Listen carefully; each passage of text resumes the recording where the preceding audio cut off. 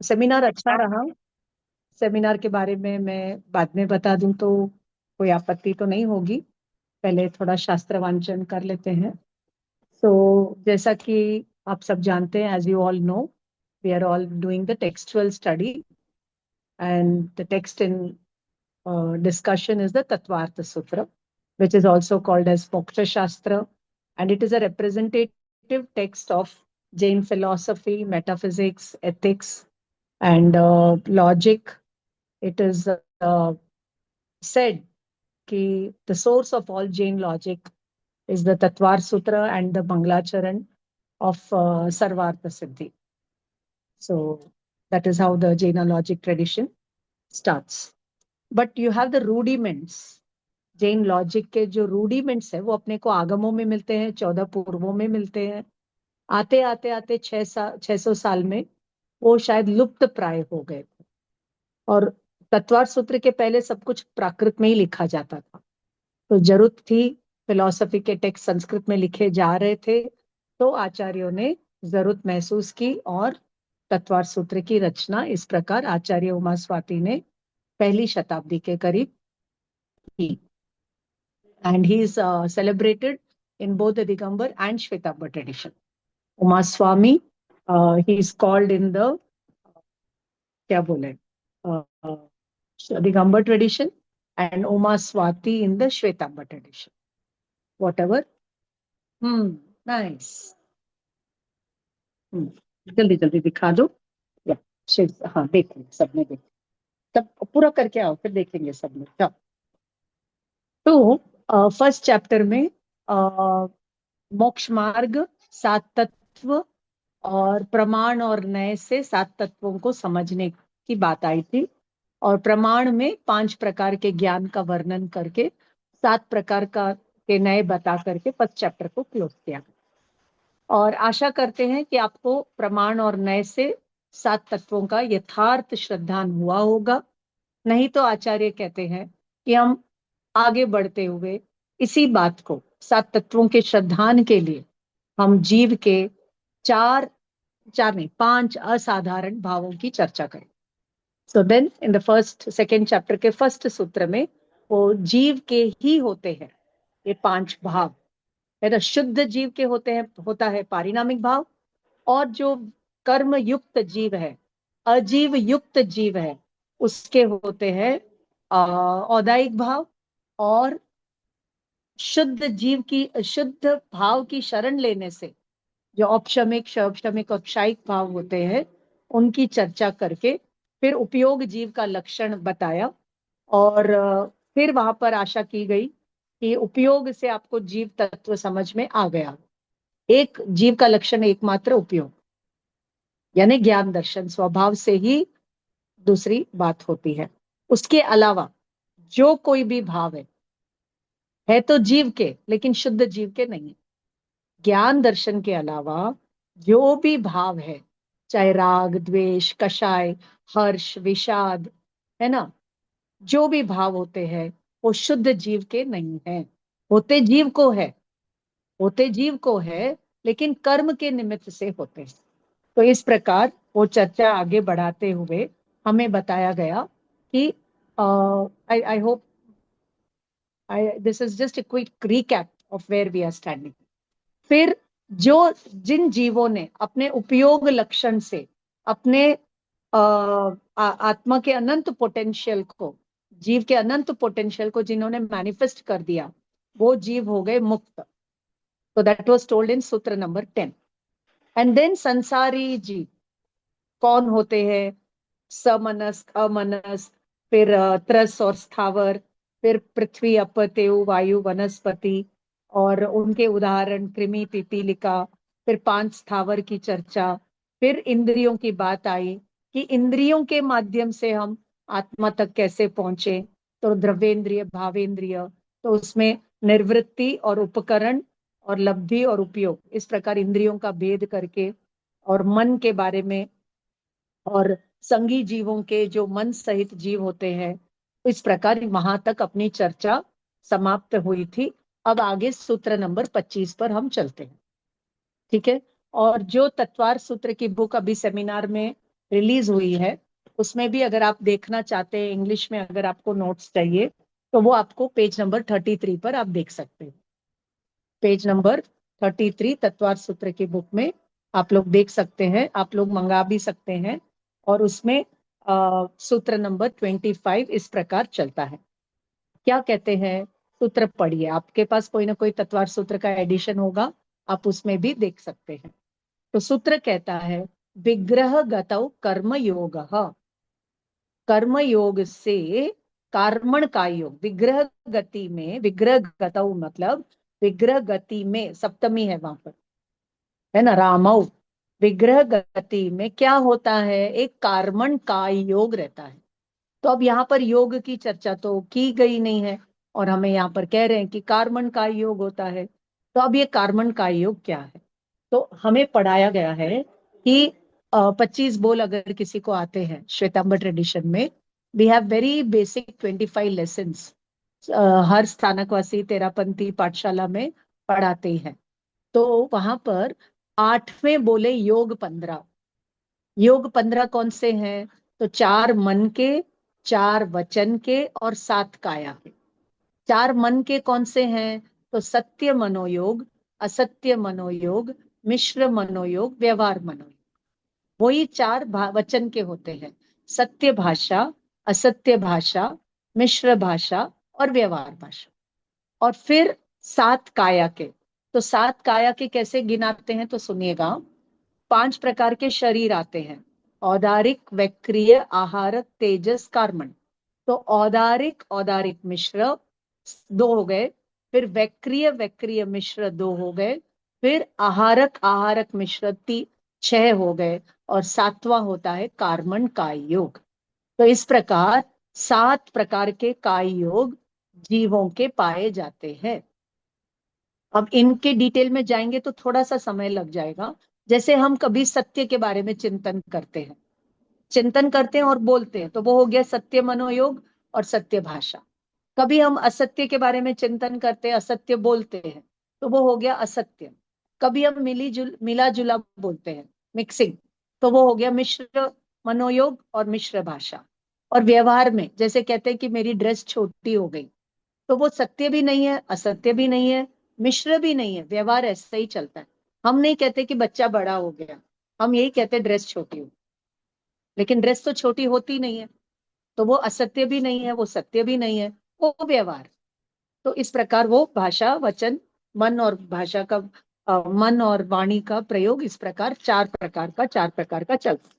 अब जो काया है ना, काया यानी बॉडी, तो औदारिक, औदारिक मिश्र, इसका मीनिंग क्या है, जैसे उदाहरण के तौर पर कोई जीव मनुष्य गति से मर करके, कोई जीव देव गति से च्यव कर, नो त्रिना, सुनो, इसको लो। कोई जीव देव गति से च्यव करके यानी मर करके यहाँ पर आके जन्म लेता है, तो वहां जब रास्ते में आता है तब उसके पास एक काय योग होता है, वो है कार्बन काय योग, ओके, इंजन जैसा। और यहाँ अभी आकर के उसने शरीर मिला नहीं है, उसको शरीर मिला नहीं है, तो वो कार्बन और मिक्सिंग होता है। औदारिक बनने के पहले वो जो मिक्सिंग होता है वो कहलाएगा मिश्र, तो उसको कहेंगे औदारिक मिश्र। विद इन, जब तक वो पर्याप्ति पूर्ण नहीं करे तब तक वो मिश्र कहलाएगा।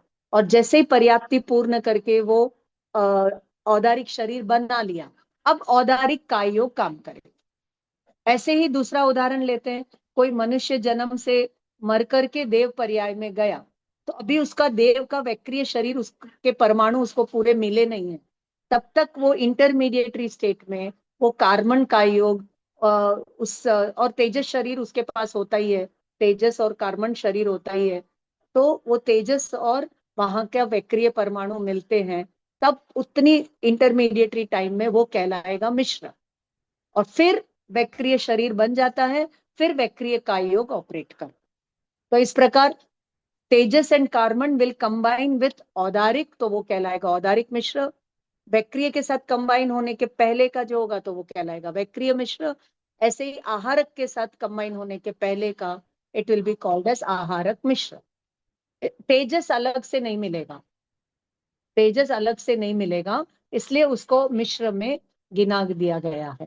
तो यहाँ पर अब सूत्र नंबर 25 पर आइए कि विग्रह गति का मतलब होता है transit state. Transit, when the jiva is in transit, it is called vigraha gati. उस समय एक कार्बन का योग ही ऑपरेट करता है।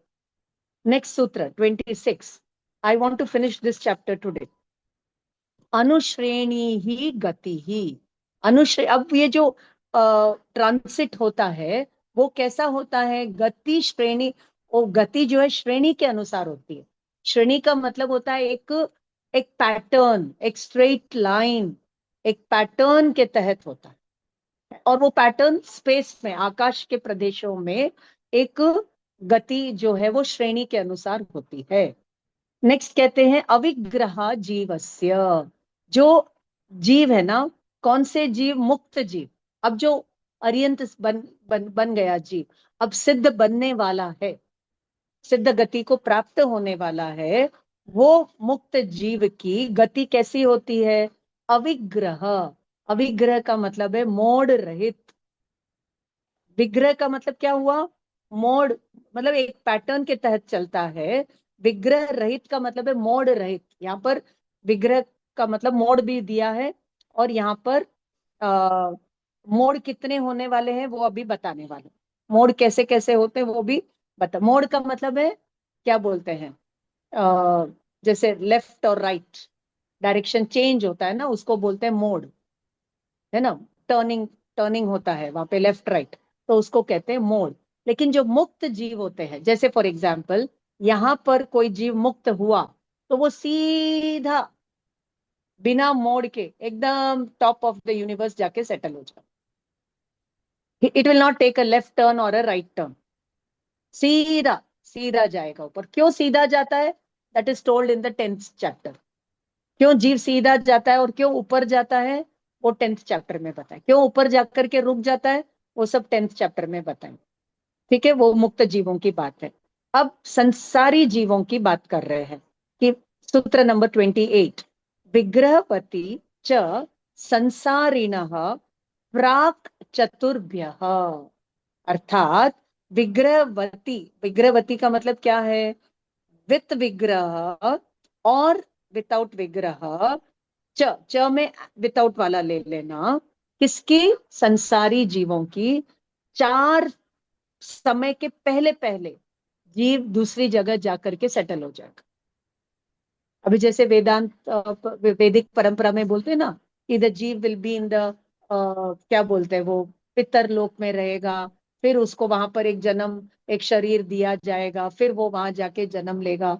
ऐसी काल्पनिक बातें जैनिज्म में नहीं मिलती। पितर लोक से, है ना, पितर वहां पर है, they are observing, they are waiting to get liberated, आपका श्राद्ध उन तक पहुंचना चाहिए, वगैरह वगैरह। But these kind of things are ruled out by this सूत्र। क्या कहते हैं यहाँ पर? कि संसारी जीवों की गति विग्रह रहित भी हो सकती है और विग्रह वाली भी हो सकती है। ठीक है, और जो विग्रह वाली होगी वो वितिन 4 समय, प्राक, प्राक यानी वितिन, चतुर्भ्य यानी 4 समय से पहले, अर्थात 3 समय तक होती है। यानी द जीव without a body, without a physical body, can be for up to 3 samaya in the transit state. उसके बाद तो उसके कर्म के अनुसार वो चौथे समय के पहले पहले दूसरा शरीर धारण कर लेता।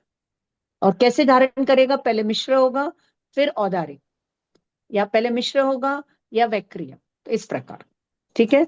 अब नेक्स्ट सूत्र नंबर 29, एक समय, हाँ, एक समया विग्रह, यानी एक समय वाली गति जो होती है वो विग्रह रहित होती है। यानी एक समय, यानी सिद्ध भगवान को, अर्यंत को सिद्ध बनने के लिए लास्ट समय आफ्टर 14th गुणस्थान, विद इन 1 समय, 1 समय कितना होता है? नैनो सेकेंड का भी इन्फिनिटिसिमल स्मॉलेस्ट डिवीजन आप कर लीजिए। एक समय में तो वो लोक के अग्रभाग पर पहुंच जाता। ऐसे ही परमाणु की भी स्पीड बताई है कि वो एक समय में 7वीं नरक से ऊपर 14 रज्जु लोक तक भी चला जाता। इतना मतलब उसकी एनर्जी बताई। ठीक है, तो एक समय के लिए जीव अविग्रह, अविग्रह यानी विग्रह रहित रह सकता है। नेक्स्ट, सूत्र नंबर 39, एकम द्वौ त्रिन्वानाहारकः, यानी एक, दो या तीन समय तक ही जीव अनाहारक यानी अनाहारी रह सकता है।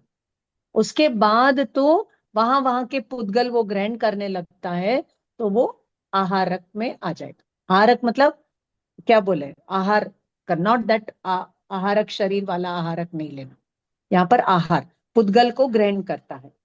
ठीक है, तो अब यहाँ पर एक बहुत सुंदर सा चार्ट दिया हुआ है जिसमें विग्रह गति को एक ब्रैकेट में डाल करके अपने को बताते हैं। आप लोग इंग्लिश बुक में भी देख सकते हैं कि क्या कहते हैं यहाँ पर, विग्रह गति का movement of soul from one body to another.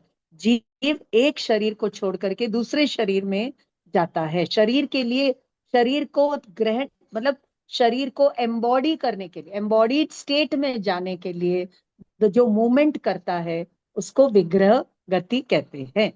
और ये विग्रह कितनी होती है, विदाउट कर्व, विदाउट टर्निंग, या विद कर्व, विद टर्निंग। और वो कितनी होती है, तो देखिए यहाँ पर एक चार्ट में बहुत सुंदर से अपने को बताते हैं कि चार प्रकार की गति यहाँ पर बताते हैं। रुजु गति यानी ईशु गति, दूसरी है पाणी मुक्ता, तीसरा है लांगलिका, और ये इस सब का वर्णन अपने को गोमटसार आदि ग्रंथों में बहुत अच्छे से मिलता है ना। गोमटसार है, कर्म प्रकृति है, वहां वहां पे जो भगवती सूत्र है आदि में, इन सब का डिटेल्ड वर्णन अपने को मिलता है। तो लांगलिका, और चौथा है गोमूत्रिका, कि जो जीव जा रहा है वो कैसे जाएगा। तो पहला मोड़ जो रुजु गति है वो सीधा जाएगा बिना मोड़, कितना समय लगेगा, एक समय, और उतना एक समय इज विदाउट आहार। तो यहां से जो आहार लिया था तेजस शरीर का, कार्बन शरीर का, वो उसको प्रोपेल करता है, और वहां जाने के पहले वो ट्रांसिट में अनाहारी रहता है। और जैसे ही वो अपने गंतव्य तक पहुंचता है, फिर वहां के पुद्गलों को लेना चालू करके फिर वहां पर उसकी रचना वगैरह, शरीर की रचना, पर्याप्ति की रचना, वो सब स्टार्ट हो जाती। पाणी मुक्ता कैसी होती है, एक मोड़ होगा, यानी यहां से सीधा गया, अब उसको देवलोक में जन्म लेना है, समझ लीजिए यहां पर जन्म लेना है, तो वो क्या करेगा, यहां से ऊपर जाएगा और राइट टर्न करके वहां जन्म लेगा। तो वो कहलाएगी एक मोड़ वाली, पाणी मुक्ता वाली। उसमें कितना टाइम लगे, यहां से ऊपर जाने का एक समय, टर्न का एक समय, तो दो समय। उसमें एक समय वो अनाहारक रहेगा, एक समय के यहां से गया अनाहारक, वहां का लेना चालू कर दिया, तो उसका आहार का अकाउंट चालू हो गया। अब जो तीसरा है लांगलिका, लांगलिका में दो मोड़ आएंगे। जैसे समझ लीजिए उसको यहां पर जन्म लेना है, तो यहां गया, फिर थोड़ा सा मोड़ा और फिर चला गया, है ना, थोड़ा सा यहाँ गया वन, फिर यहाँ टू, फिर यहाँ पे थ्री, तो ऐसे दो मोड़ आ गए। तो उसमें कितना टाइम लगेगा, तीन समय लगेगा, और दो समय अनाहारक। और लास्ट का जो है गोमूत्रिका, जैसे गाय मूत्र करती है तो थोड़ा ऐसे ऐसे ऐसे टर्न वाली करती, तो ऐसे ही वो टर्न होकर के, यानी ऐसे गया, फिर जिगजैग गया, फिर ऊपर गया, फिर गया, तो ऐसे तीन मोड़ आएंगे, और समय लगेगा चार। तो इस तरीके से तीन समय के अंदर, चौथे समय के पहले जीव वहां पर सेटल हो जाता है। ठीक है, तो औदारिक आदि तीन शरीर और छह पर्याप्तियों के योग्य, यहाँ पर आहार का डेफिनेशन दिया है। हम आहार का क्या समझते हैं कि खाना खाना, लेकिन यहाँ पर कहते हैं कि शरीर बनाने के योग्य और पर्याप्तियों को बनाने के योग्य जो पुद्गल को ग्रहण करता है जीव, उसको आहार कहते हैं। जैसे हम हवा लेते हैं, पानी पीते हैं, सन रेज से हम लेते हैं, वो सब आहार है, शरीर के लिए आहार। ठीक है, तो इस प्रकार जो है यहाँ पर अनुश्रेणी गति, आकाश के प्रदेशों की पंक्ति के अनुसार अनुश्रेणी गति वो होती है। तो इस प्रकार संसारी जीवों को एक, दो, तीन, चार, कोई भी टर्निंग से वो वहां पर पहुंच जाता है। अब यहाँ पर देखिए, गति का मतलब होता है मूवमेंट। हम चार गति की बात करते हैं, लेकिन पंचम गति तो मोक्ष भी है, उसको गति में क्यों नहीं लिया? क्योंकि वहां पर गति का मतलब होता है आवागमन, movement from one place to another. So you go there, you come back, और you go to another place, ऐसे चलता ही रहता है, चलता ही रहता है, तो उसको गति कहते हैं। लेकिन पंचम गति में जाना तो है, लेकिन वापस आने का नहीं है, इसलिए उसको पंचम गति बोलते हैं, और वो चार गति में उसको नहीं गिनते हैं। ठीक है, चलिए अब आते हैं कि जन्म के बारे। अब जन्म का चैप्टर चलेगा। अब ये गति का, विग्रह गति का chapter close. Next chapter is about the types of births, kinds of births. तो इसका वर्णन आचारांग सूत्र में भी, आचारांग सूत्र के पहले अध्ययन के 7वें उद्देशक में भी हमें वहां पर बताते हैं कि जो वहां पर जन्म होता है वो कितने कितने प्रकार का होता है।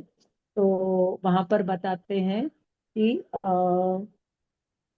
अंडज, पोतज, रसा, जरायुज, रसज और संस्वेदज, समूर्छिम, उत्पात, हाँ, उत्पात, इस प्रकार जो उद्बीज। तो there are around 8 types of जन्म। उसको हम 3 टाइप्स में कंडेंस कर सकते हैं। तो वही 3 टाइप्स अपने को यहाँ पर अभी बताने वाले हैं। सूत्र नंबर 31 पढ़ लेते हैं सूत्र जरा। समूर्छन गर्भोपपादा जन्म, अर्थात बर्थ्स आर ऑफ 3 टाइप्स: समूर्छन जन्म, गर्भज जन्म एंड उपपाद, उपपाद जन्म। ओके। और सूत्र नंबर 32 में क्या बताने वाले हैं हमको? योनि के बारे में बताएंगे। तो जब जन्म का चैप्टर खत्म हो जाएगा तब हम, सबको थोड़ा सा म्यूट कर देती हूँ। हाँ, तो वहां पर हम योनि के बारे में डिस्कस कर लेंगे। अब यहाँ पर 33 में हमको बता रहे हैं कि ये जो गर्भज जन्म कितने प्रकार का है। गर्भज का मतलब होता है एम्ब्रियो, गर्भ, वूम में आकर के जीव जन्म लेता है, तो वो गर्भज जन्म कहलाता है। और वो कितने प्रकार का होता है? 3 प्रकार का होता है।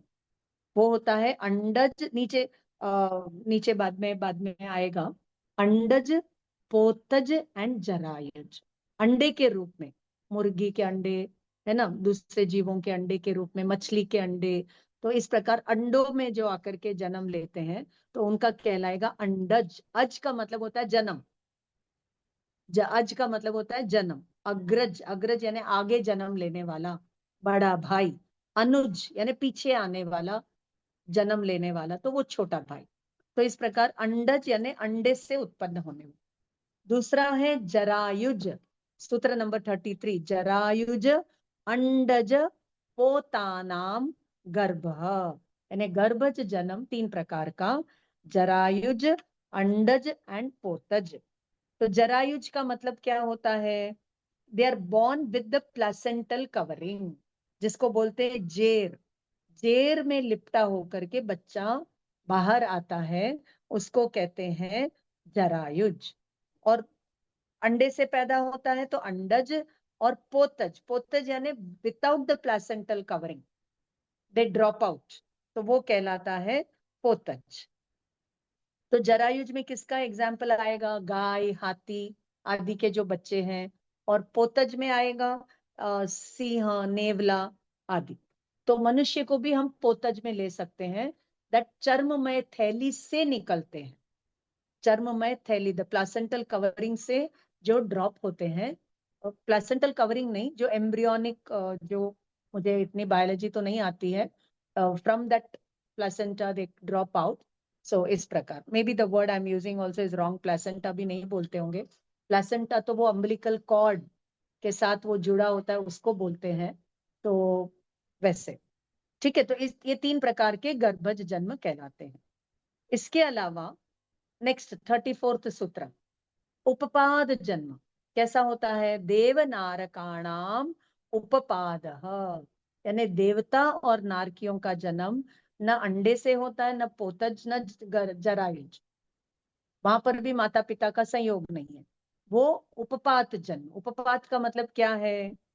उपपात का मतलब क्या है? पूर्ण युवा अवस्था में पैदा हो जाना, विद इन वन अंतर मुहूर्त। देवताओं के लिए बताते हैं पुष्प की शैया के ऊपर, और नारकियों के लिए बताते हैं कुंभी में, ऑटोमेटिकली वहां पर प्रकट हो जाते हैं बाय देयर कर्म के योग से, या जो भी है। इसका एक बेस्ट उदाहरण जो हमने पढ़ा था, कि जैसे आप सो रहे हो और आप ओढ़ करके सो रहे हो, है ना, और जैसे ही आपने ओढ़ने का निकाला, ब्लैंकेट को निकाला और आप प्रकट हुए, वैसे वहां पर देवता और नारकी प्रकट हो जाते, अकॉर्डिंग टू देयर आयुष्य कर्म, नॉट आयुष्य कर्म, अकॉर्डिंग टू देयर पुण्य। वैसा वैसा पुद्गल से उनकी शरीर की रचना वहां पर ऑटोमेटिकली विद इन अंतर मुहूर्त पूरी हो जाती है। पूर्ण युवावस्था में ही वो रहते हैं। ठीक है, तो ये इनकी स्पेशलिटी है। नेक्स्ट बताया सूत्र नंबर 35 में, शेषाणाम समूर्छनम। शेष बोले तो कौन? जिनका जन्म गर्भ अंडज पोतज से नहीं और देवनारकी की तरह उपपाद नहीं, उन सब का जन्म समूर्छन जन्म कहलाता है। अब आचारांग सूत्र में इस समूर्छन के भी अपने को दो और मतलब डिविजन्स मिल जाते हैं। वो कैसे हैं? रसज, समस्वेदज। रसज का मतलब होता है, जैसे अपने घर में कोई इडली का घोल है या दूध दही है, समझ लीजिए किसी के घर में 10 दिन से पड़ा है, या जो शराब बनती है वहां पर उसको सड़ाते हैं, तो उसमें जो जीवाणु उत्पन्न होते हैं, तो वो कहलाते हैं रसज। उस रस से ही उत्पन्न हो गए। ठीक है, और समस्वेदज यानी पसीने से उत्पन्न होते हैं। जूं है, लीक है, या कोई भी और छोटे छोटे जीव है, वो बिना माँ बाप के संयोग के वहां पर जन्म ले लेते हैं, तो वो कहलाएंगे समस्वेदज। और समुच्चयम जन्म के लिए क्या बोलते हैं? कि बाहरी वातावरण के संयोग से, बाहर का ही कोई वातावरण, वहां पर मॉइस्चर होगा या कोई भी ऐसी परिस्थिति हुई कि वहां पर वो जन्म ले लेते हैं, तो मक्खी, मच्छर, चींटी, भंवरा आदि जो भी इंसेक्ट्स हैं, इन सब के जन्म इसी तरह से समुच्चय जन्म में कहलाते। दूसरा और एक उदाहरण आता है उद्भिज। उद्भिज यानी भूमि को फोड़ करके पैदा होते, जैसे टिड्डे होते हैं, ग्रास हॉपर्स होते हैं, है ना, पतंगे होते हैं। वो भूमि को फोड़ करके वहां पर वो टेम्परेचर में या जो भी वहां पर उनको एक माहौल ऐसा मिल जाता है जन्म का, तो वो वहां पर जन्म लेकर के बाहर प्रकट हो जाता है। ठीक है, तो इस प्रकार ये 8 भेद अपने को औपपातिक सूत्र में भी मिलते हैं और तत्वार्थ सूत्र में भी, यहाँ पर आचारांग सूत्र में इस प्रकार वर्णन मिलता है। ठीक है, अब इन सबको जानने के पीछे क्या प्रयोजन है? Why we have to study about all this, what has it got to do with मोक्ष मार्ग? तो सिंपल सा आंसर है कि अगर आप मोक्ष मार्ग पर नहीं आए, आप मतलब हम मतलब अपना जीव, तो यहाँ यहाँ जन्म लेता रहेगा, घूमता ही रहेगा, घूमता ही रहेगा, घूमता ही रहेगा, परमानेंटली कहीं स्टे तो नहीं कर सकता है ना, घूमता रहेगा। ये जन्म नहीं तो वो जन्म, वो जन्म नहीं तो ये जन्म, ये ये विग्रह गति नहीं तो मोड़ वाली, नहीं तो बिना मोड़ वाली। It will keep on moving, keep on moving, keep on moving. No permanent stay in any gati. No permanent stay in any gati. इसलिए जल्दी से जल्दी मोक्ष मार्ग पर आओ, अपने उपयोग लक्षण से अपनी आत्मा को पहचान करके अपनी आत्मा में रही हुई अनंत शक्ति को प्रकट जब तक नहीं करेगा जीव, तब तक 4 गति के परिभ्रमण से उसको जिनेन्द्र, देवेंद्र, सुरेंद्र, महेंद्र कोई भी नहीं बचा सकता। कौन कहता है ये? मैं नहीं कह रही हूँ, अनंत अनंत तीर्थंकर भगवान की वाणी, आचार्यों ने जो ग्रंथों में लिखा है वो यही सब कुछ है। ठीक है, तो इस प्रकार ये जन्म की बात हुई। तो हम्म उसके बाद यहाँ पर बताते हैं कि जो गर्भज जीव होते हैं वो अपर्याप्त अवस्था में ही अगर काल कर गए तो वो अपर्याप्त जीव कहलाए, और पर्याप्त होकर के मरा तो वो पर्याप्त कहलाए। ऐसे ही जो समूर्छन जीव है वो भी पर्याप्तक अपर्याप्तक हो सकते हैं। समूर्छन जीव को कितनी पर्याप्ति मिल सकती है? तो जब 6 पर्याप्ति के नाम अब हमें यहाँ मालूम होने चाहिए, है ना। पहली पर्याप्ति है आहार पर्याप्ति, फिर शरीर पर्याप्ति, फिर इंद्रिय पर्याप्ति, श्वासोश्वास पर्याप्ति, भाषा पर्याप्ति, मन, मैं धीरे धीरे वापस बोल देती हूँ, है ना। पर्याप्ति का अर्थ क्या है पहले तो वो भी मैं बताती हूँ। पहला लिखिए आहार पर्याप्ति, फिर शरीर पर्याप्ति, आहार लेने की शक्ति, शरीर बनाने की शक्ति, फिर शरीर के बाद इंद्रियां बनेगी, इंद्रियां बनने के बाद श्वासोश्वास लेने की शक्ति, फिर भाषा, और फिर मन। इसी ऑर्डर में 6 पर्याप्तियां बोलना, ऑर्डर में ही बोलना, आगे पीछे नहीं बोलना। तो पर्याप्ति का अर्थ क्या है कि आहार आदि ग्रहण करने की शक्ति को पर्याप्ति कहते हैं। और ये 6 पर्याप्ति मनुष्य को वितिन अंतर्मुहूर्त गर्भावस्था में at the time of conception हो जाती। This is Jain genetics now. What we are discussing right now is Jain genetics, कि when the life is conceived within अंतर्मुहूर्त 6 पर्याप्तियां पूर्ण हो जाए तो वो जीव कहलाएगा पर्याप्त। और फिर क्रम से वो डेवलप होता है 9 महीने तक। ठीक है। तो 3 प्रकार के आहार होते हैं, ओज आहार, रोम आहार, कमल आहार। क्या होते हैं 3, मैं वापस बोलती हूँ, ओज आहार, रोम आहार, कमल आहार। तो ओज का मतलब होता है माता का रज, पिता का वीर्य, ये कहलाता है ओज। जो मैंने आपको एक बार लाइफ ऑर्डर सिखाया था, तो उसमें ओजस वाटर एलिमेंट, तेजस फायर एलिमेंट, प्राण एयर एलिमेंट, तो वहां पे ओज वर्ड आया, और ये आयुर्वेद में भी आता है। तो ये ओजस शरीर हमको मिला है, जब तक ये पूरा यूज्ड अप नहीं हो जाएगा ये जीव काल नहीं करेगा। पूरा यूज्ड अप हो जाना चाहिए एक लाइफ टाइम में। और अगर समझ लीजिए आयुष्य क्रम खत्म हो गया और ओजस आहार अभी बाकी है शरीर में, तो लास्ट समय में या कुछ एक समय के पहले या तो बहुत सारी वॉमिटिंग होगी या बहुत सारी पॉटी होगी, और वो ओज आहार बाहर निकलेगा। निकलेगा मतलब खर्च हो जाएगा, यूज्ड अप हो जाएगा, उसके बाद जीव काल करेगा। तो अगर आपके घर में कोई बड़े बुजुर्ग हैं और डेथ बेड पर हैं और उनको आप लास्ट समय में ऐसा देखे, एक अनयूजुअल पॉटी पैटर्न या वॉमिटिंग पैटर्न हो, तो समझ लेना कि अब इनके पास टाइम बिल्कुल नहीं है ना, वगैरह वगैरह। So these are some things. तो इस प्रकार ओज आहार, और जो हम मुंह से भोजन करते हैं वो कहलाता है कमल आहार। और जो हम हमारे स्किन के पोर्स से जो एयर है और सनलाइट आदि लेते हैं, तो वो कहलाता है रोम आहार। रोम आहार, जैसे हिमालय में बहुत लोग साधना करते हैं, तो वो लोग रोम आहार से अपना काम चलाते हैं। ठीक है। तो इस प्रकार बात अपनी किसकी चल रही थी, किसकी पर्याप्ति की चल रही थी। तो पहले तो आहार ग्रहण करने की शक्ति को पूर्ण करने का नाम आहार पर्याप्ति है।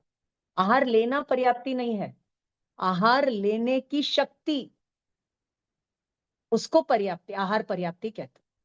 तो जैसे ही आहार लेने की शक्ति हुई, शरीर बनाने की शक्ति, जैसा नाम कर्म है जीव का, वैसे नाम कर्म के हिसाब से शरीर के जो रूडिमेंट्स है, शरीर को बनाने के सीड्स, यहाँ पर eight the time of conception fix हो जाते हैं।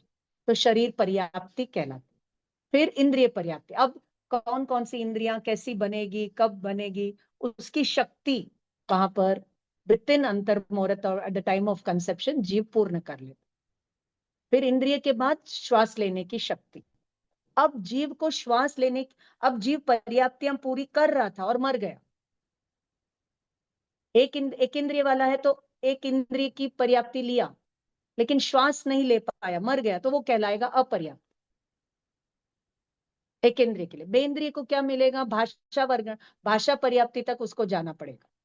ऐसे असंगी मन वाले जीव, असंगी यानी बिना मन वाले जीव को मिलती है 9 प्राण मिलते हैं, तो उनको पर्याप्तियां मिलेगी 5। मन पर्याप्ति नहीं मिलेगी, पर्याप्तियां मिलेगी 5। एक इंद्रिय को मिलेगी 4, बेंद्रिय से लेके तेंद्रिय चौरेंद्रिय असंगी पंचेंद्रिय तक मिलेगी 5 पर्याप्त, तो वो कहलाएगा पर्याप्त। और उसके पहले ही वो मर गया तो वो कहलाएगा अपर्याप्त। अब जो पंचेंद्रिय संगी पंचेंद्रिय है देव, नारकी, मनुष्य और जो लैंड एनिमल्स, जो संगी पंचेंद्रिय है, उनको ये छहों पर्याप्तियां पूर्ण हो गई, लेकिन उसका आयुष्य कर्म खत्म हो गया, तो वो पर्याप्त होकर के मर गए या अपर्याप्त अवस्था में मर गया। आया गया आया गया। तो इस प्रकार जो है, इतने प्रकार से यहाँ पर ये पर्याप्तियों से क्या बोले, पर्याप्तक या अपर्याप्तक अवस्था में चाहे वो समूर्छन जीव हो या गर्भज जीव हो, वो इस प्रकार उत्पन्न होते रहते हैं। ठीक है, तो गर्भज जीव हमें कहाँ कहाँ मिलेंगे? एक तो मनुष्य लोक में, एक भोग भूमि मनुष्य में, और भोग भूमि के तिर्यंश, इन सबका होता है गर्भज जन्म। और समुच्चय जन्म किस किस का होता है? एक इंद्रिय, दो इंद्रिय वाले, तीन इंद्रिय वाले, चार इंद्रिय वाले और अपर्याप्त अवस्था वाले लब्धि मनुष्य। लब्धि मनुष्य का मतलब क्या है? जैसे मनुष्य, क्या बोलते हैं कि आप लोगों ने अगर ये मूवी देखी होगी, थ्री इडियट्स मूवी अगर आपने देखी होगी, तो उसका पिक्चर का फर्स्ट डायलॉग ये है कि हम इस संसार में आने के पहले कितने लोगों से, क्या बोलते हैं, लड़ाई करके हम लोग यहाँ तक आए, तब हमारा एक जीव यहाँ पर क्लिक हुआ है। कितने जीव नॉकड आउट हुए वहां पर, तब कहीं जाकर के अपने इस एक जीव को ये जन्म लेने का यहाँ पर कार्यक्रम हुआ है। कहने का मतलब है, in one intercourse 3 million sperms are killed, तब एक जीव वहां पर जन्म लेता है। तो ये जो सारे स्पर्म्स मर गए, वो सब अपर्याप्त अवस्था में लब्धि अपर्याप्त मनुष्य समूर्चन जीव होते हैं। या फिर जो हमारे डीएनए में आदि जो होते हैं, 14 अशुचि स्थान में, मनुष्य की अशुचि स्थान में जन्म लेने वाले ये समूर्चन जीव होते हैं। जैसे किसी मनुष्य का वॉमिट है या स्पिट है या पॉटी है, यूरिन है, अगर उनको मिट्टी पानी आदि से क्लियर अप नहीं किया, तो वहां पर भी ये समूर्छन जीवों की उत्पत्ति हो जाती है। तो इसलिए जीवों की जयना हमारे गुरु भगवंत जो है वो क्या करते हैं, उनको परखते समय उनको देख करके वो परखते हैं। ठीक है, तो इस प्रकार हमें जन्म के बारे में बताने के बाद, अब नेक्स्ट सूत्र 32 से लेकर के हमें 32 में एक ही सूत्र है योनि का। योनि का मतलब होता है बर्थ प्लेस। ये जीव कहाँ कहाँ, कैसे कैसे बर्थ प्लेस में जाता है, कैसे कैसे जन्म लेता है, वो हो गया, लेकिन जो बर्थ लेने का स्थान है उसको योनि बोलते हैं। तो वो योनि कितने प्रकार की है? तो सूत्र नंबर 32 उठा लीजिए, उसमें दिया हुआ है, पढ़िए। सचित शीत संवृताः सेतरा मिश्राश्चैकशस्तद्योनयः। अर्थात सचित, सचित यानी विथ लाइफ, शीत, शीत का मतलब है ठंडा, संवृत का मतलब है कवर्ड, और सेतरा, सेतरा का मतलब होता है इनके ऑपोजिट्स। तो सचित का ऑपोजिट अचित, शीत का ऑपोजिट उष्ण, और समृद्ध का ऑपोजिट ढका हुआ, कवर्ड। और फिर मिश्र। अब इन 6 का आप कॉम्बिनेशन कर दीजिए तो मिलेगा अपने को मिश्र। तो यहाँ पर क्या कहते हैं कि इतने प्रकार की योनियां होती है। अब इसको कैसे समझना कि सचित की जो बर्थ प्लेस है वो विथ लाइफ है और विदाउट लाइफ है, या कवर्ड है या मिक्स्ड है, या ठंडी है या गर्म है या मिक्स्ड है। तो इस प्रकार ये 9 योनियां बताई है। तो अब यहाँ पर एक एक का थोड़ा सा चार्ट भी आपको वो तत्वार्थ सूत्र की इंग्लिश बुक में आपको दिया हुआ है। तो कहाँ पर मिलेगा? हम्म तो जो पेज नंबर 37 पर अगर आप देख सकते हैं, तो वहां पर सामने ही दिया हुआ है कि जो देवता और नारकी होते हैं, उनकी जो योनि होती है वो अचित होती है। अब सूर्य का जीव सूर्य के विमान में पैदा हो रहा है, तो वो योनि कैसी होगी? कैसी होगी? वो गर्म होगी।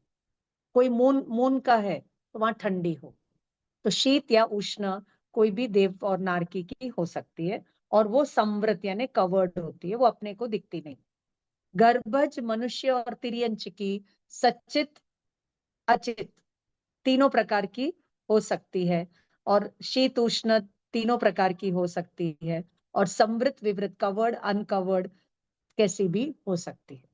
तो इस प्रकार विकलेंद्रिय की, एकेंद्रिय की, सबका वर्णन अपने को शास्त्रों में मिल जाता है, वो आप लोग देख सकते हैं। अब यहाँ पर अपने प्रतिक्रमण के पाठ में अपन रोज बोलते हैं ना, 4 गति, 24 दंडक, 84 लाख जीव योनियों को यदि मैंने जानते अजानते, है ना, उनको उनका हनन किया है, तो इस प्रकार मिच्छामि दुक्कडम 18,24,120 प्रकार से मिच्छामि दुक्कडम दिया जाता है। यानी इन 18,24,120 प्रकार से हम उनको कष्ट पहुंचाते हैं। तो इसका वर्णन अपने को आत्माराम जी के आवश्यक सूत्र में, मधुकर मुनि के आवश्यक सूत्र में, आदि जगह पर उसका डिटेल्ड वर्णन अपने को प्रतिक्रमण आदि की बुक्स में मिल जाता है। तो अब यहाँ पर वो 84 लाख जीव योनियां कैसी है, तो यहाँ पर बताते हैं। अब ये थोड़ा सा जैन बायोलॉजी हो जाएगा, है ना। तो यहाँ पर कहते हैं तिर्यंच में एकेंद्रिय को कितनी है, 6 योनियां होती है। कौन सी? एक नित्य निगोद, जो आज तक निगोद से निकले ही नहीं है, वहीं पर जन्म मरण कर रहे।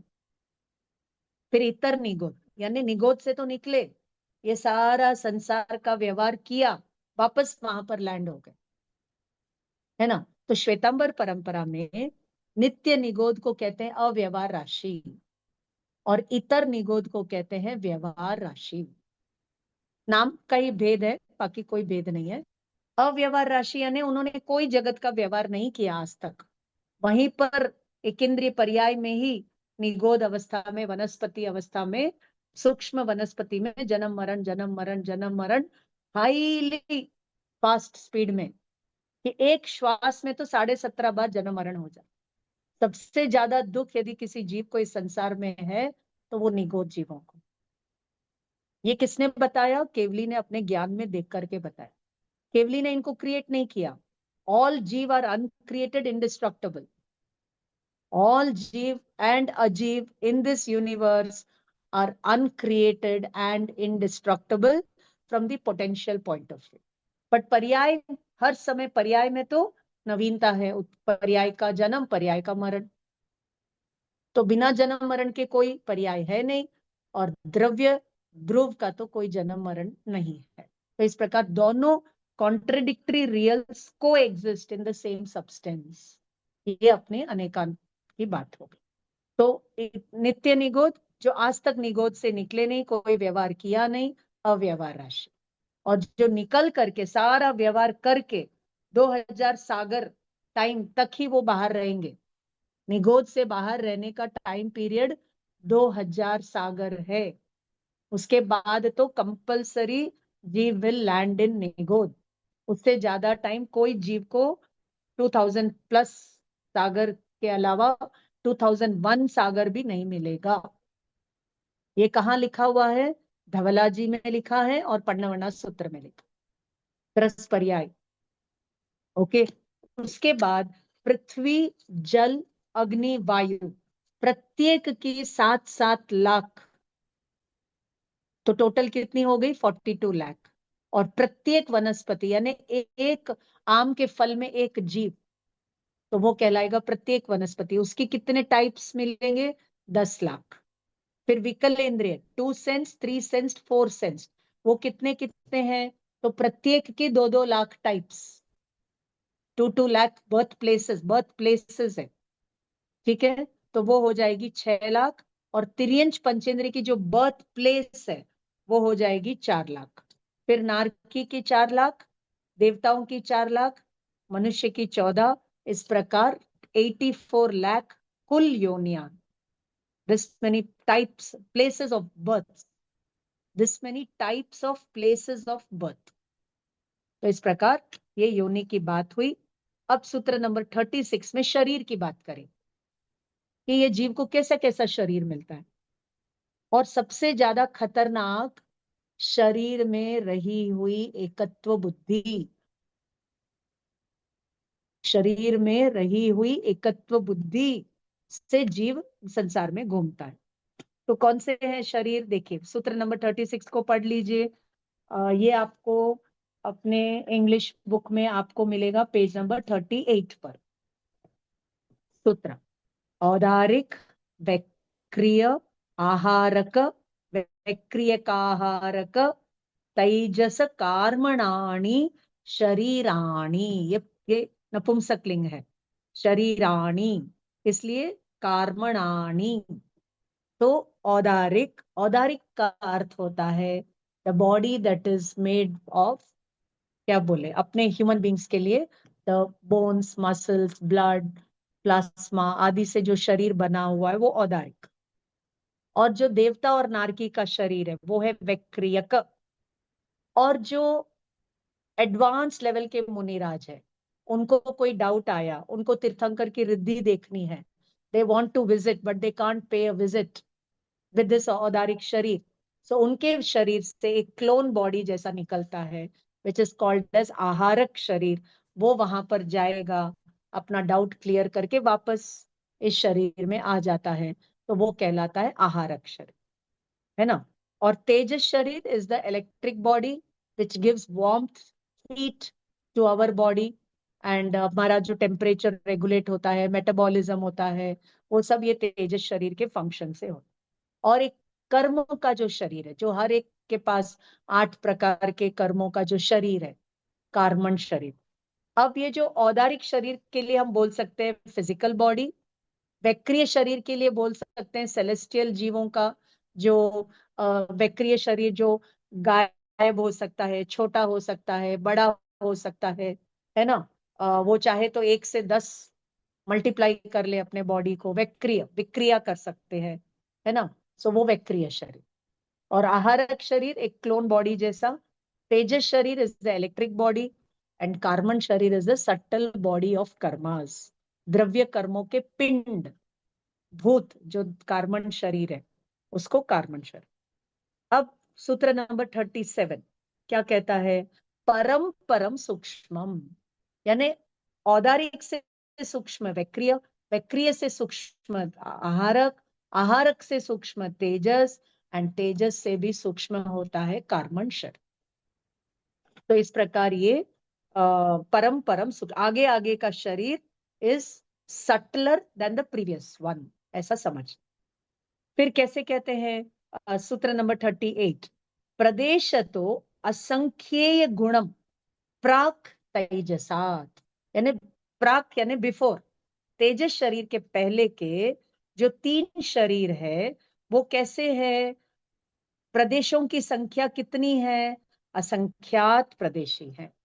Innumerable space points they occupy. Which one? The Odaric, Vekriya and the Aharak. है ना, सॉलिड स्टेट उनका, uh, uh, थोड़ा सा solid state when compare to taijas and कार्मणशर। अनंत गुणे परे, परे यानी जो लास्ट के 2 शरीर है वो कैसे है?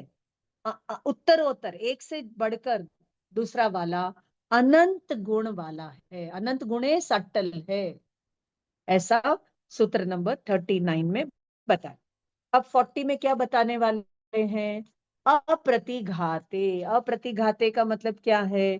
कि ये जो तेजस और कार्बन शरीर, it can piers through mountains and buildings and walls and go. Tejas carbon शरीर इस अप्रतिघात, यानी इनको रोक नहीं सकते कोई भी।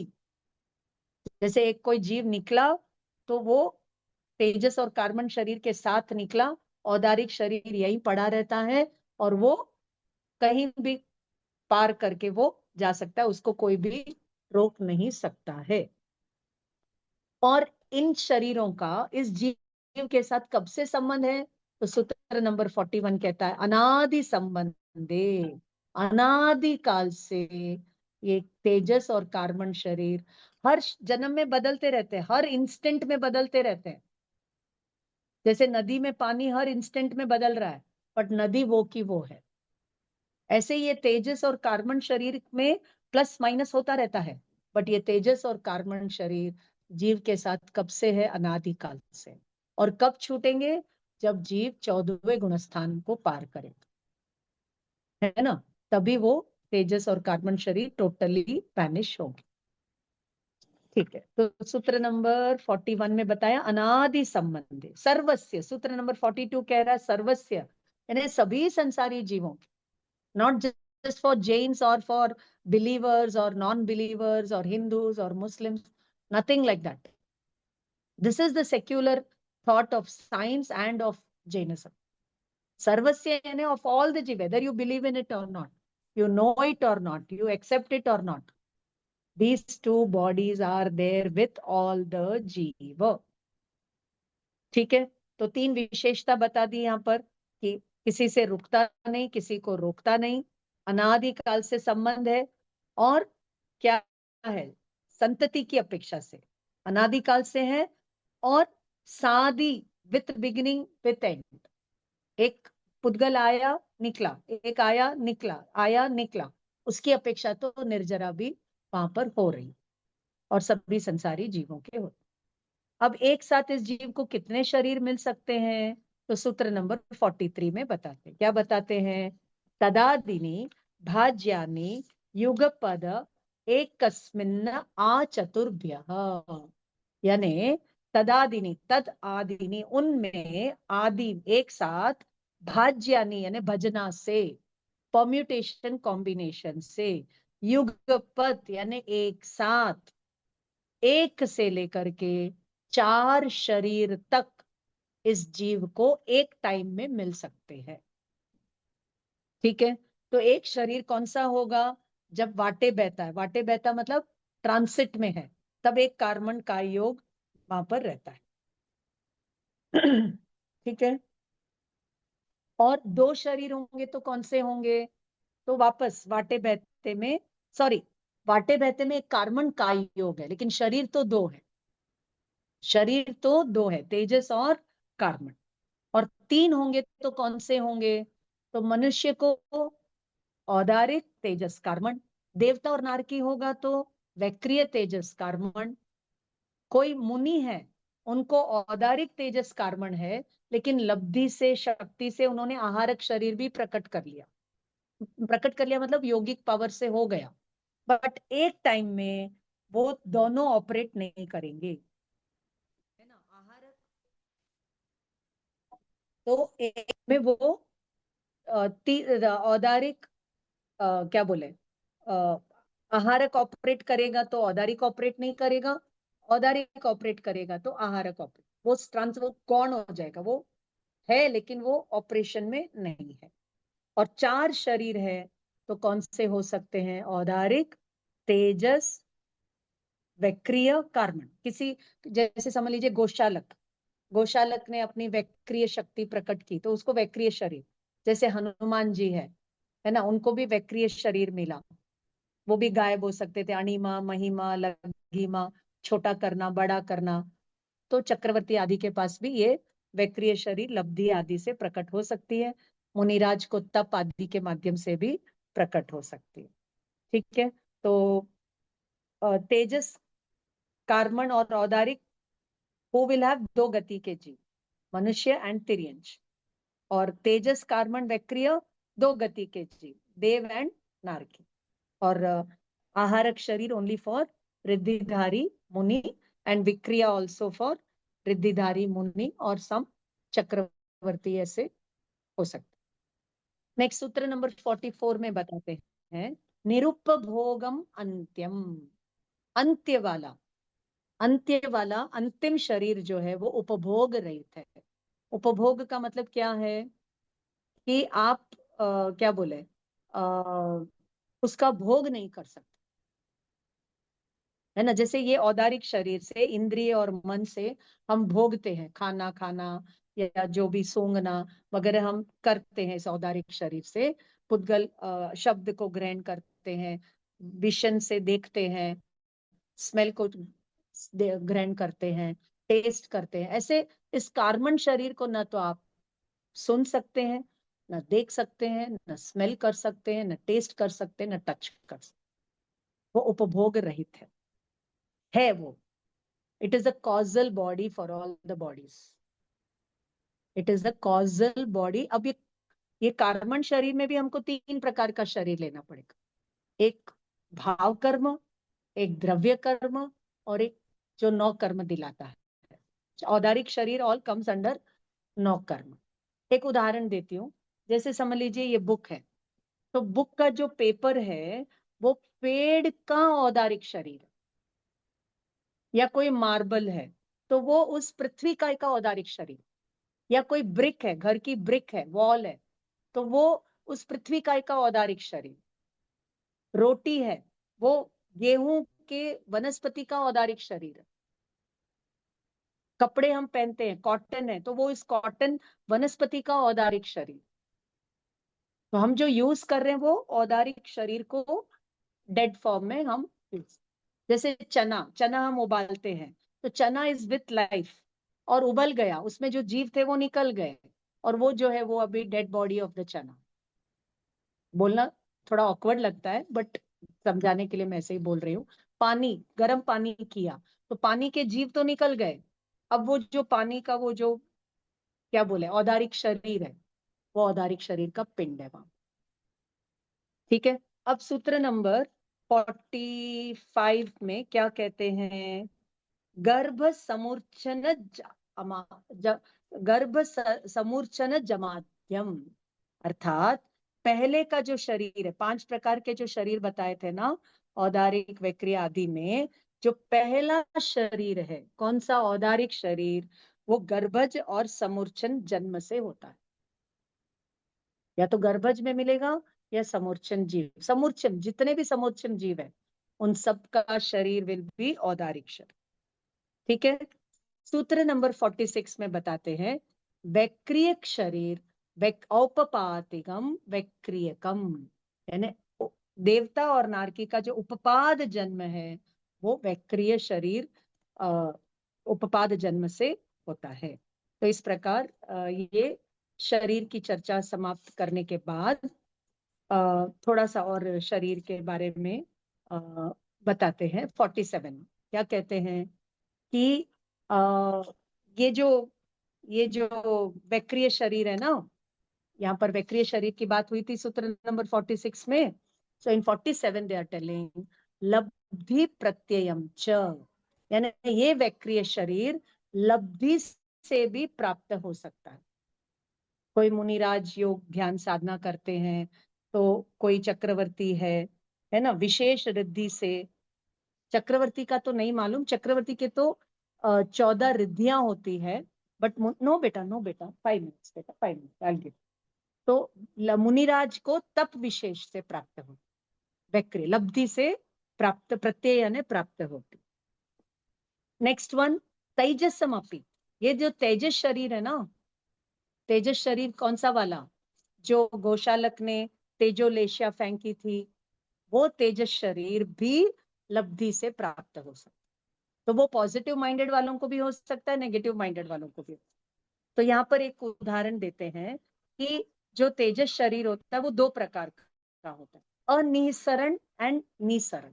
अर्थात अनिसरण का मतलब क्या होता है यहाँ पर कि जो शरीर को एक लस्टर, एक ऑरा, एक बहुत ही सुंदर सा एक मैग्निफिशियंस, ग्लो, नो बेटा, नो नो, देता है, उसको अनिसरण कहते हैं। 1 2 मिनट, 2 मिनट। और इसका स्वामी कौन हो सकता है? सभी संसारी जीव हो सकते। और ये किसका परिणमन है? तेजस वर्गणा। अब मैं आपको एक छोटी सी बात बताना चाहती हूँ कि 8 groups of atoms are there in the whole universe. आपको चाहिए तो लिख लीजिए, मैं धीरे धीरे बोल देती हूँ।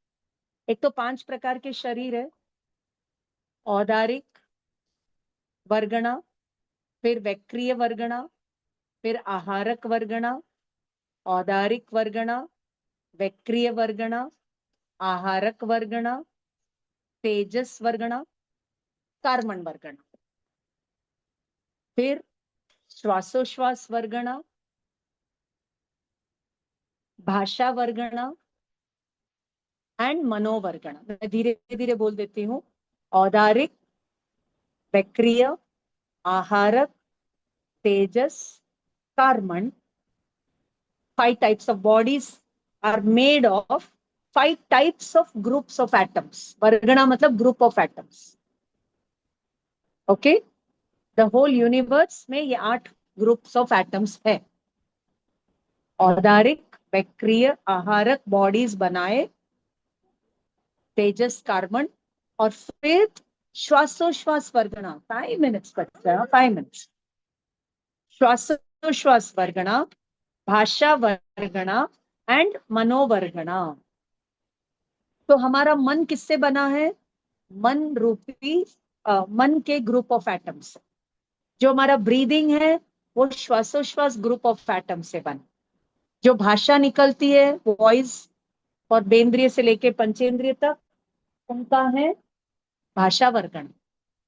Even science is trying to search, linguists are trying to search कि where this bhasha is born from. I remember when I did my BA Hindi literature language linguistics में वी केम अक्रॉस कि भाई ये भाषा निकलती कहाँ से? गर्भावस्था से मिलती है कि बाद में डेवलप होती है, कैसे डेवलप होती है? तो उसके सारे आंसर्स अपने को जैनिज्म में यहाँ पर मिलते. इसको थोड़ा ले लीजिए ना. ठीक है. अब जो निस्सरण वाली होती है वो शरीर से बाहर निकल सकती.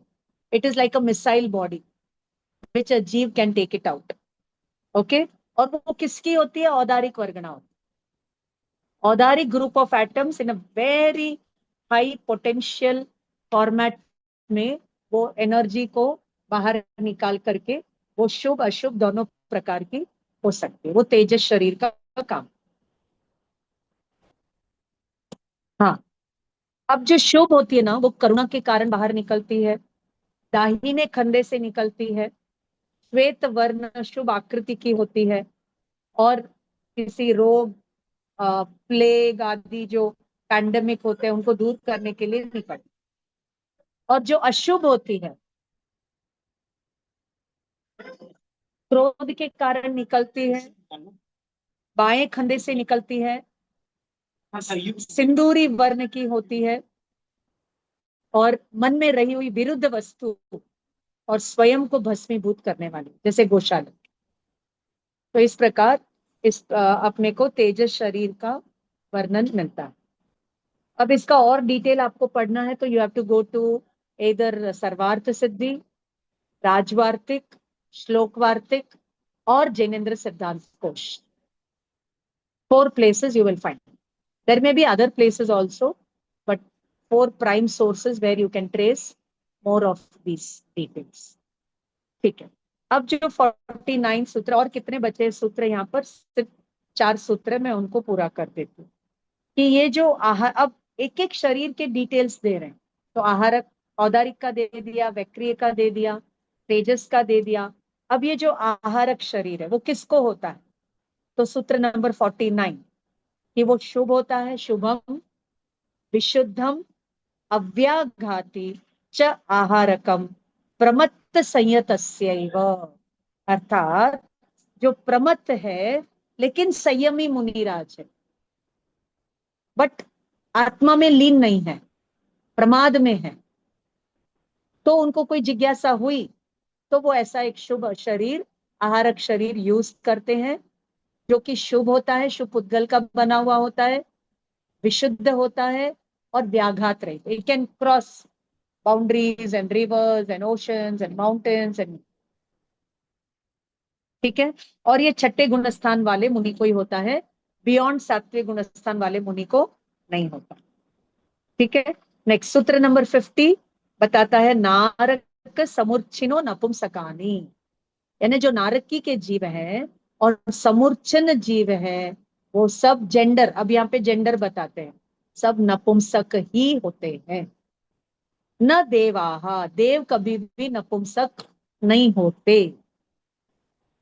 शेषास्त्री वेदाहा, शेष जीव कौन से? मनुष्य और तिर्यंश, वो होते हैं 3 वेद वाले होते हैं. एकेंद्रिय से लेके चौरेंद्रिय तक सभी समुच्चन जन्म वाले होने से नपुंसक होते. ठीक है. अब लास्ट का सूत्र, इस चैप्टर का लास्ट सूत्र 53 सूत्र बताता है, 53rd सूत्र बताता है कि now they are going to talk about the life span.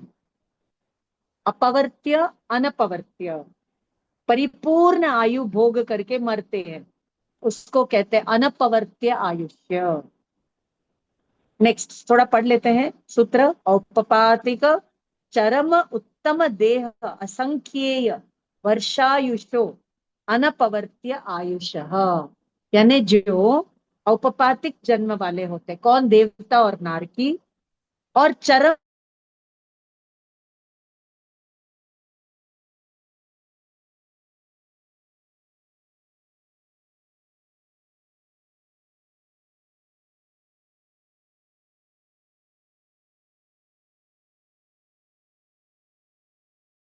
मरेंगे।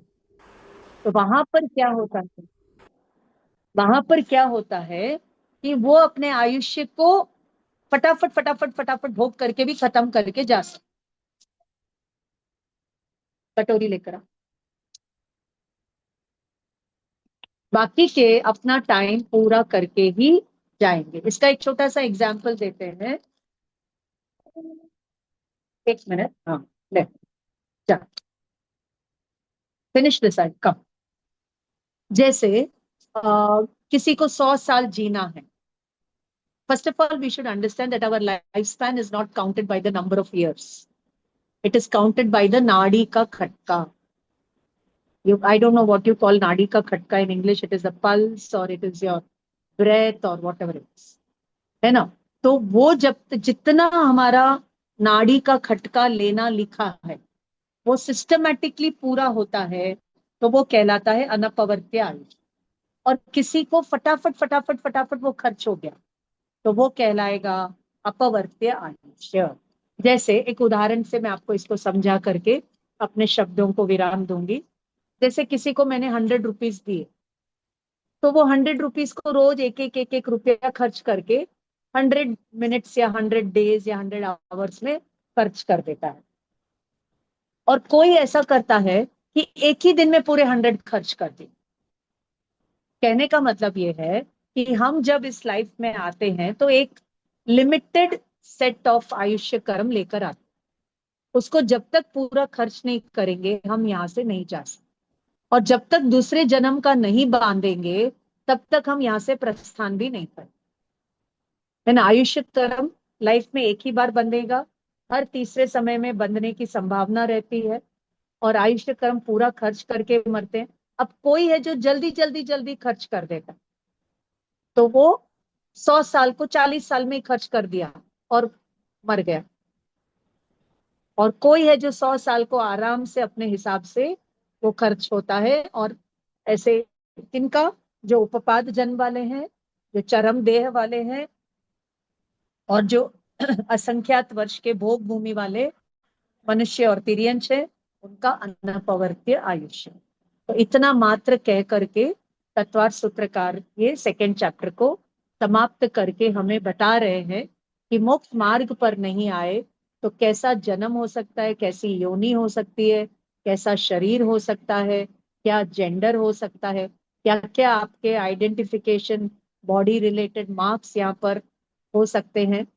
और फिर थर्ड और फोर्थ चैप्टर में वो ये बताएंगे कि मोक्ष मार्ग पर नहीं आए तो ऊपर कहाँ कहाँ जा सकते हो और नीचे कहाँ कहाँ जा सकते हो, और ट्रांसवर्स में 2.5 द्वीप में कहाँ कहाँ जा सकते हो। तो ये थर्ड और फोर्थ चैप्टर में वो बताएंगे। That's all from my side today. Thank you. जय जगन्नाथ।